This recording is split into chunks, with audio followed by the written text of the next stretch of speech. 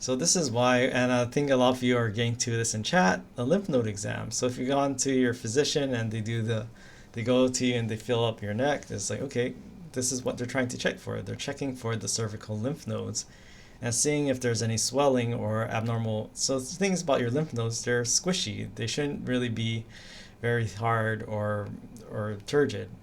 So this is what they're doing with this lymph node exam. And again, there are many lymph node exams. Like say you feel a hard lump somewhere, they might feel the corresponding spot on the opposite side of your body, and they might feel other lymph nodes as well to see if it's a localized thing or if it's a general thing.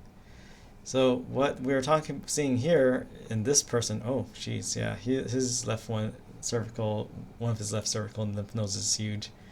And hers, yeah, this is a pretty big right one. This is what we call lymphadenopathy. So the thing is that this is frequently caused by inflammation of lymph nodes. So something that like an infection can easily cause one of these lymphadenopathies. So can you palpate a lymph node or can you feel it when it's inflamed? I mean, you can palpate it, but typically your lymph nodes, yeah, you won't feel it swollen or the other thing that can accumulate in lymph nodes are cancers. Sometimes cancers can develop in a lymph node, so it's not necessarily a pathogen, like a foreign pathogen, but cancers in general tend to be harder because they're a big mass of cells. So compared to a normal lymph node, this would feel like a hard mass compared to a regular, or yeah, just a regular lymph node. And what you call a swollen lymph node is a bubo. So a bubo is here. Yeah, so lymphomas, yes, the swelling can occur with lymphomas. And one example of something that can cause a bubo is Yersinia pestis, a micro. So what we have here is a bacterium. And what happens with this? Well, this is a flea. And I believe that in this image, the flea's gut is being stained with a dye that detects the Yersinia pestis. And what we have here is if you get bitten with a flea that has Yersinia pestis in its gut, it can infect your circulatory system and then end up in your lymph nodes. And when it forms a bubo, then that's what we have here. And what type of disease do you think involves bubo?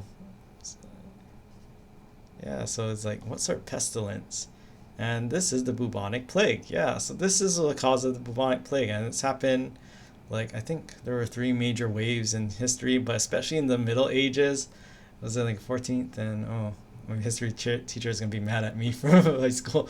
But yeah, bubonic plague, the Black Death. And what happened is that this infection, well, it caused buboes, but it also caused death of tissues. And when these tissues died from this infection, they turned black. So that's why it's also called the Black Death. And this is why we had these guys parading around in the Dark Ages, right? Or Middle Age.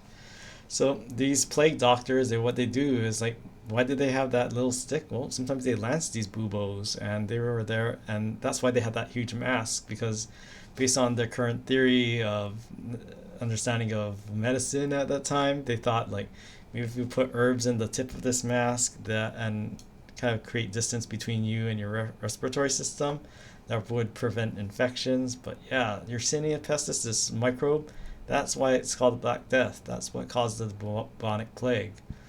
But yeah, is that the only time it happened, or is it totally eliminated now? Well, thing is that I think what was this in 2000? Yeah, it's 2012. This is why it was called the Black Death. All this poor man's tissue, he got infected. I have to read the article again. I forgot exactly how he got infected, but he did get that Yersinia pestis. He got the buboes, and the sad thing is like, yeah, all this tissue here dead.